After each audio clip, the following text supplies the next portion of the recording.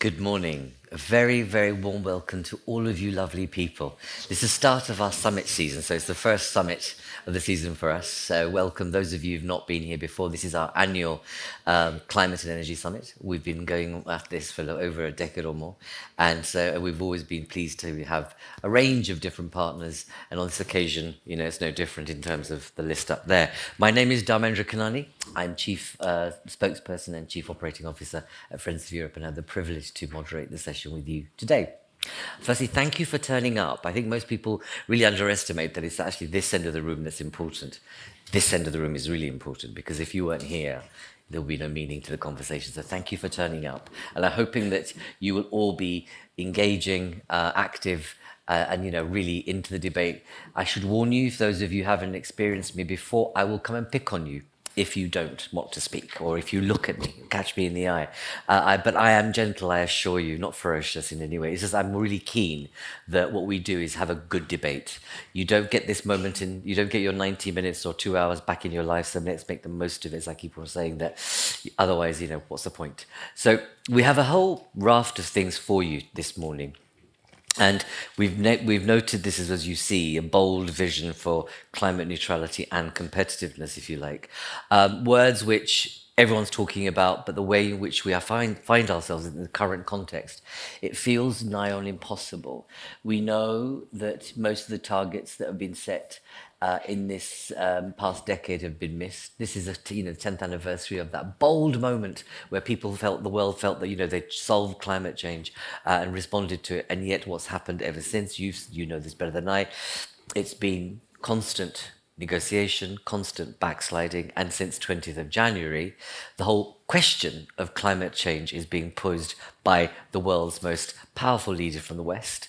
And actually, most recently, two of his envoys said, Europe's making too much of it. And don't worry, it'll all be okay. Wise words, one might say. But those of you who are more and better informed and less selfish will know that we know our temperatures continue to rise beyond our expectations. Those communities that live in the most harshest environments and social housing suffer the most, because most of our housing isn't really built to last or built to deal with the kind of changes that are happening in terms of extremities of weather. And we also know that the way in which the world is working in terms of moving towards a less fossil-fueled environment is being questioned every day. And isn't it interesting that we have a parliament that has quite a vibrant right-wing faction that's calling into question all that we do. And now you're seeing alliances that you never imagined between EPP and the right.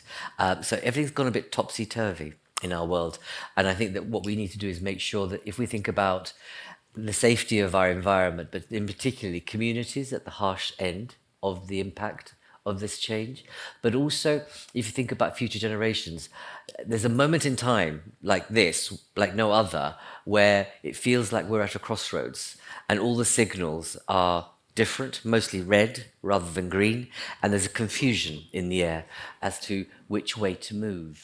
That has been caused by politicians in the main, and we know that those communities that are most vulnerable to being left out or feeling excluded are being preyed on through disinformation and misinformation by the right. So it's a heady mix. It's a really heady mix of what we do.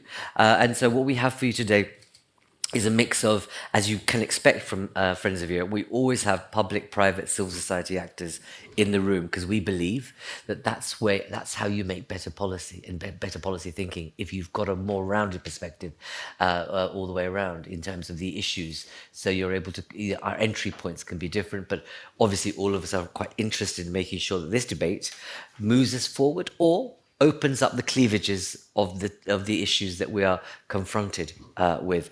Before I go further, I want to welcome our live stream audience. We have quite a few people logged in, so thank you very much. I'm not sure where to look, but we welcome you, and you will have an opportunity to engage with us via Slido as well. And to those of you in the audience, let's say, if they want to, say something or raise your hand, ask a question, the usual thing, raise your hand. And as I said, I will come out and pick you if not.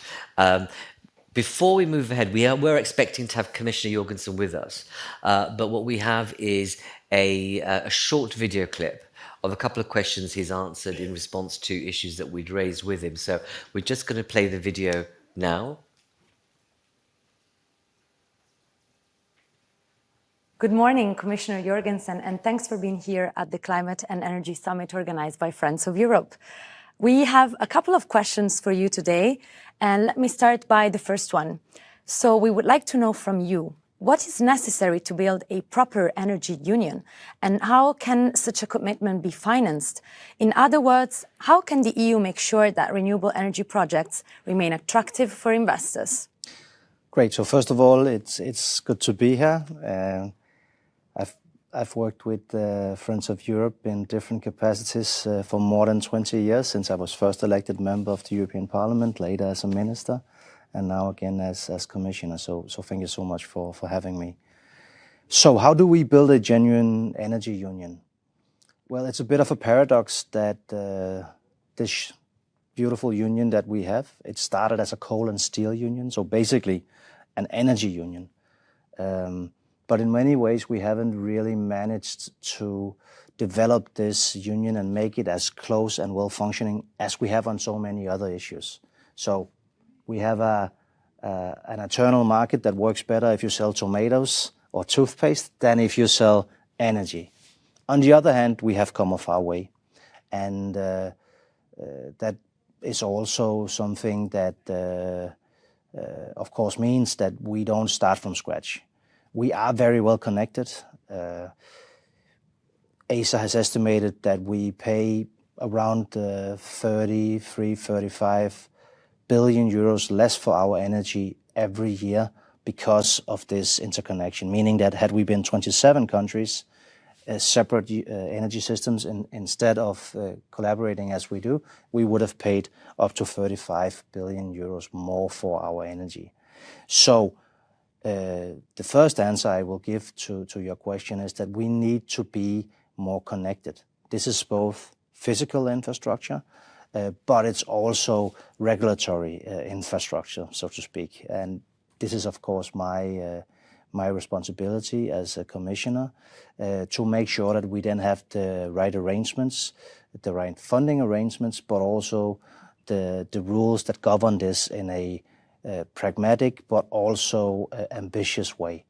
Now, I will say it's extremely important that we, in this turbulent time, remind each other that many of the solutions that we need to solve the big challenges that we face are actually overlapping. They are the same. So we are in a security crisis, obviously. We have war on our continent, and our security of supply is threatened by this.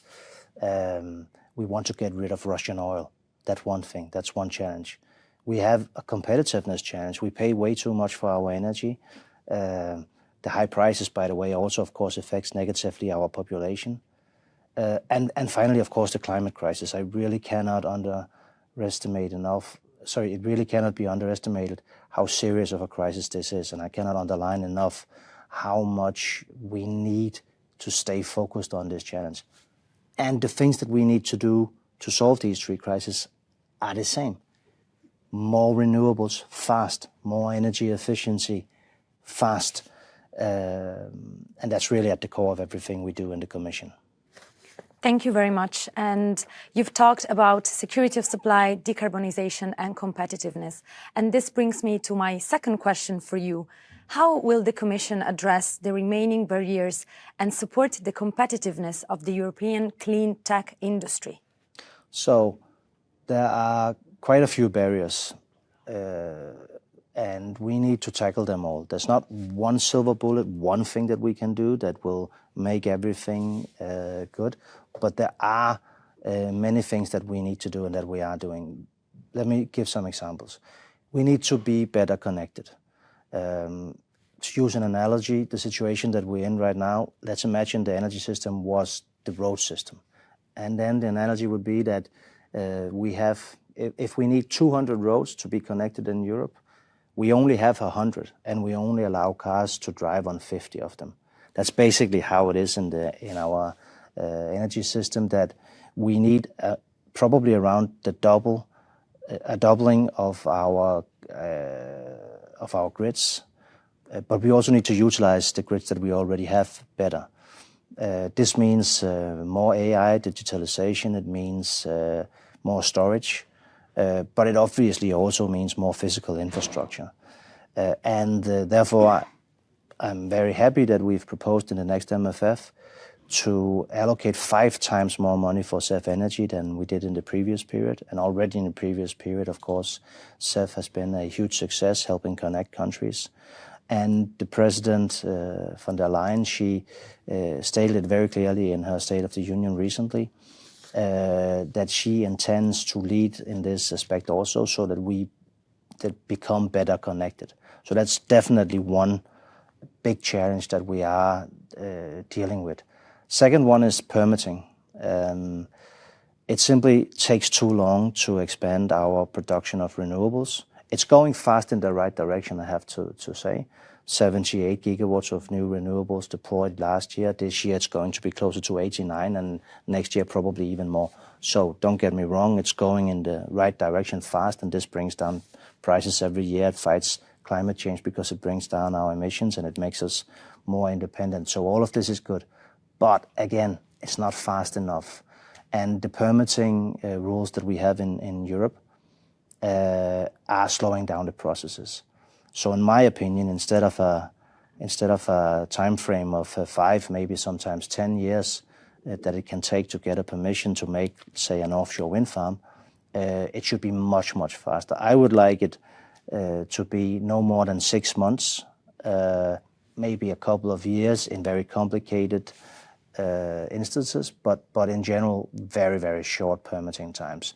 So these are some of the big hurdles that we are dealing with. Thank you very much. You've given us a lot of food for thought for the debate that will follow. But now it's actually your time, Commissioner, to ask a question to our audience. And what would that be? Okay, so I guess I would like you to discuss what can we do in the short term? Because when I'm talking about a massive grid expansion, when I'm talking about more offshore wind, many of these things are things that we need to act on now, but we also still know that it will take some years before it will actually then have an effect, bringing down the bills, making us more independent, bringing down the emissions. So what are the actual tools that we can use now in the short term to make these transitions move faster? Thank you very much. Thank you. So there you've got the exam question. Sure. What are the tools that you'd use in the short term? I wonder. But I do, I think it's great. I love the ambition of that, the frankness.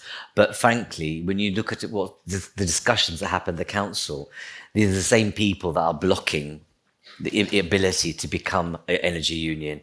The same people that are not prepared to give up subsidiarity and create a grid that works. So at the same time, you've got this kind of wonderful, wonderful sense of policy packages, but actually at the end of the day, it's the council and the council of ministers and especially the prime ministers from each member state that end up having a squabble and actually stop us from moving in the right direction.